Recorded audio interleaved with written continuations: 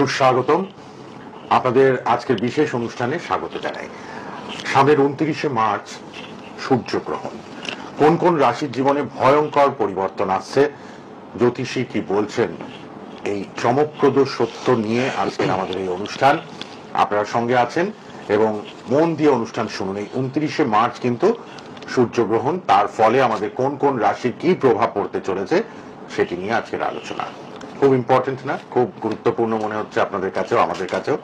এই অনুষ্ঠান আপনারা দেখলে উপকৃত হবেন এবং পরে অবশ্যই অনুষ্ঠান চলাকালীন, আলোচনা চলাকালীন জানবো আমরা যে আশ্রম মন্দিরেও কি কি কাজ এই সূর্যগ্রহণে করা হবে। কিন্তু তার আগে একটা কথা বলি, অনেকের অনেক রকম ধ্যান ধারণা, পথ চলার ক্ষেত্রে অনেক কিছু অভিজ্ঞতা, অনেক ক্ষেত্রে মনে হয় জীবন অশান্ত হয়ে উঠেছে। অনেকের মনে হচ্ছে কিন্তু এখনো যে জীবন অশান্ত হয়ে উঠেছে, সিদ্ধান্ত নিতে পারছেন না বা অদ্ভুত কিছু ঘটছে আপনার জীবনে।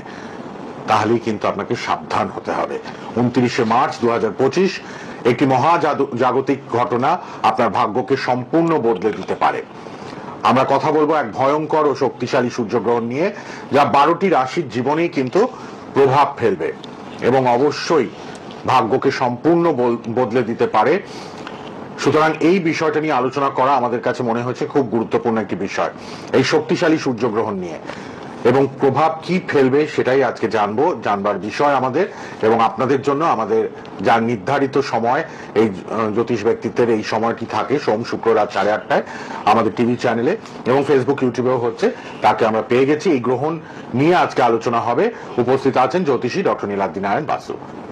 নমস্কার, স্বাগত। নমস্কার, সকলকে স্বাগত। ওম গঙ্গাপতায় নমঃ, ওম নমঃ শিবায়। আজকে সত্যি প্রশ্নটা আপনি দারুণ ভাবে শুরু করেছেন। সূর্যগ্রহণ কোনো সাধারণ ঘটনা নয়, এটি কিন্তু একটি মহাজাগতিক শক্তির সমাবেশ।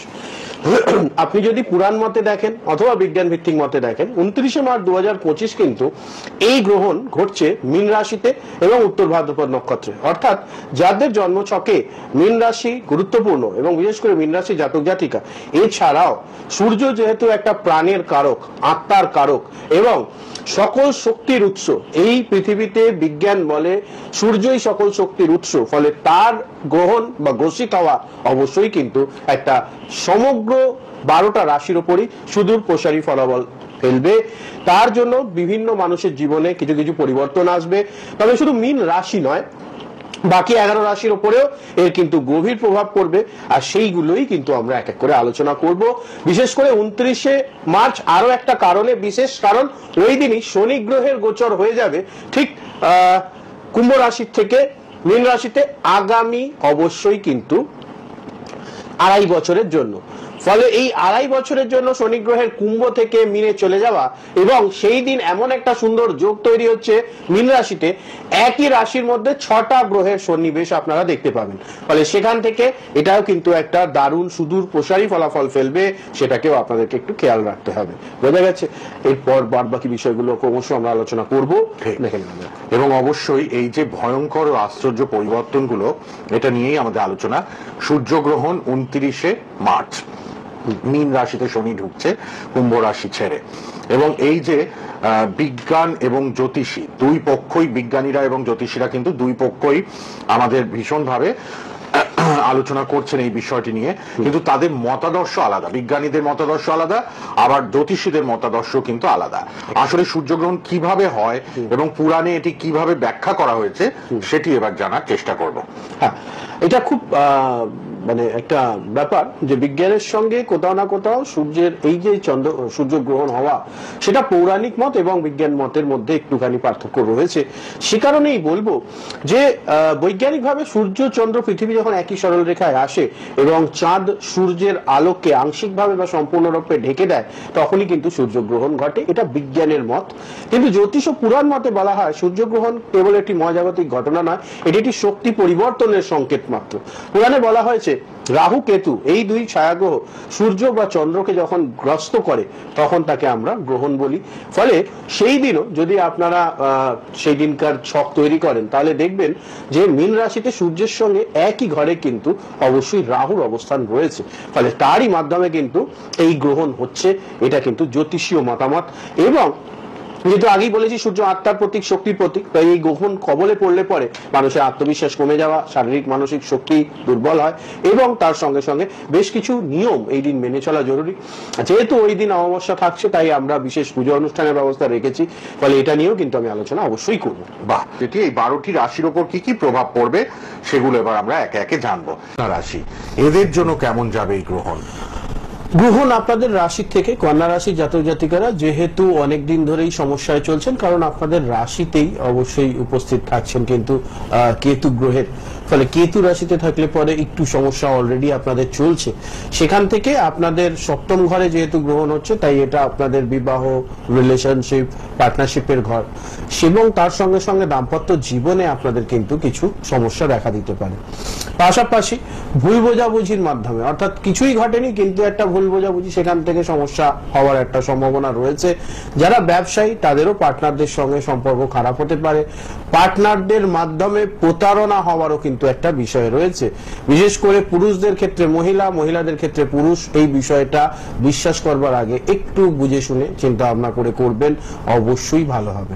আচ্ছা, তাহলে কন্যা রাশিরা কি করবেন? কোন টোটকা বা টিপস আছে তাদের জন্য? আপনাদের জন্য অবশ্যই গ্রহণের দিন মা লক্ষ্মীর আরাধনা করবেন, আর তার পাশাপাশি ওম মন্ত্রের বারংবার জপ, অর্থাৎ ওম ওম ওম এইভাবে বারংবার জপ করবেন। বাড়িতে ধূপ দীপ দান করবেন সারাদিন সকাল থেকে রাত্রি পর্যন্ত। এবং ওই দিন যেহেতু শনিশ্চরী অমাবস্যা রয়েছে, তাই এই শনি অমাবস্যা উপলক্ষে আপনারা কিন্তু অবশ্যই বিশেষ কিছু টোটকা করতেই পারেন, সেগুলো আমি আলাদা করে বলে দেব, সেগুলো করলে নিশ্চিত ভালো ফলাফল পাবেন। এবার জেনে নিই আশ্রম মন্দিরে কি কি কাজ হচ্ছে এই যোগে। শনি শান্তির বিশেষ ক্রিয়া তো হবেই হবে, তার সঙ্গে সঙ্গে আপনাদের জন্মছক রিলেটেড যে কোনো কাজ, বিশেষ করে চাকরিতে প্রমোশন না হওয়া, গ্রহণ দোষের কারণে যে সমস্যাগুলো চলে, প্রচুর অনেক সময় আমার কাছে প্রচুর মানুষজন আসে, এরা প্রচুর খাটছি, লড়াই করছি কিন্তু সফলতা আসছে না, আমরা কি করব? অবশ্যই সেটার জন্য কিন্তু যেটা করতে হবে সেটা হচ্ছে চেষ্টা করতে হবে অবশ্যই আপনারা যত দ্রুত সম্ভব ফোন করে বা নাম লিখিয়ে যোগাযোগ করে নিতে, সেক্ষেত্রে সুবিধা হবে আপনাদের। এটা করলে নিশ্চিত কিন্তু আপনাদের নামগুলো আমরা নিয়ে নেব, নিয়ে নিলে পরেই আপনাদের পুজো অর্চনা হবে, প্রতিকার হবে এবং আপনারা বাড়ি বসেই এটা করতে পারবেন। তার জন্য আমাদের গৃহ মন্দিরে আসবার প্রয়োজন নেই, বাড়ি বসে সমস্ত কাজ হয়ে যাবে। আমি কিছু রিচুয়ালস বলে দিই, আমার একটা লম্বা লিস্ট থাকে, সেটা পালন করলেই আপনি বাড়িতে থেকেই পুজোয় অংশগ্রহণ করতে পারেন। দেশের বাইরের থেকেও লোকজন যোগাযোগ করে, ফলে তাদের পক্ষে তো মন্দিরে আসা সম্ভব না, তাই আপনারা বাড়ি বসেই এটা করতে পারবেন। তাই বাড়ি বসেই প্রতিকার পৌঁছে যাবে, নিশ্চিন্তে থাকুন। ডক্টর নীলাদ্রি নারায়ণ বাসু, অ্যাস্ট্রোলজার, অনেক সম্মানে ভূষিত, অনেক অ্যাওয়ার্ড পেয়েছেন দেশে বিদেশে মাটিতে। কনফারেন্স অ্যাটেন্ড করে এলেন রিসেন্টলি, আপনারা জানেন অযোধ্যাতে, রাম মন্দির গেলেন, বেনারস গেলেন, প্রয়াগরাজ গেলেন, ভক্তদের মঙ্গলার্থে ক্রিয়াকর্ম করলেন, শিবরাত্রি মৌনী অমাবস্যা তো গেলই, এবার সামনে দোল পূর্ণিমাতেও কাজ নিয়েছেন প্রচুর ভক্তদের। এবং তারপর যেটি 29শে মার্চ শনি ট্রানজিট, মিনের ঘরে যাচ্ছেন শনিদেব কুম্ভ ছেড়ে, এবং সব থেকে বড় যেটা ভাইটাল সেটা হচ্ছে সূর্যগ্রহণ, সেটা নিয়েই আজকে আলোচনা করলেন। সূর্যগ্রহণ 29শে মার্চ, তার কিরম যাবে সবটাই কিন্তু জানার চেষ্টা করলাম আমরা। সময়ের একদম অন্তিম লগ্নে চলে এসেছি। আপনাদের সোম শুক্র রাত 8:30টায় প্রোগ্রাম দেখবেন, লাইভ হয়। আপনারা অবশ্যই ফেসবুক ইউটিউবে প্রোগ্রাম পাবেন, দেখবেন।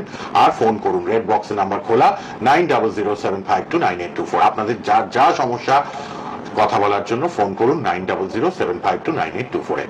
আজ এই পর্যন্তই, আবার দেখা হচ্ছে পরবর্তী অনুষ্ঠানে। অনেক ধন্যবাদ, শেষ করলাম, ভালো থাকবেন সবাই।